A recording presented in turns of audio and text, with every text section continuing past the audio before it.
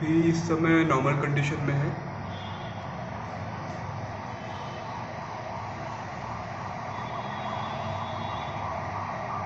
AC power 2.6 kilowatt,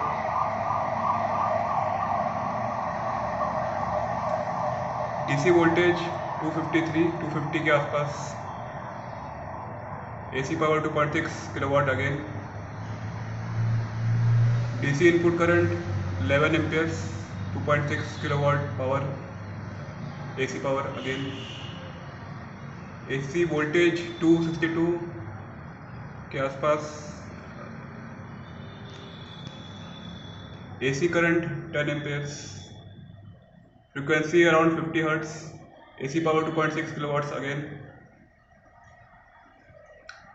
अभी तक का अराउंड 6 यूनिट्स बिजली प्रोड्यूस किया है इसने।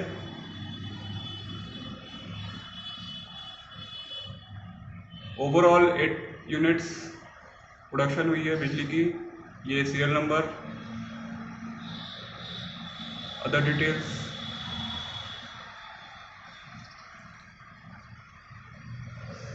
Back to normal.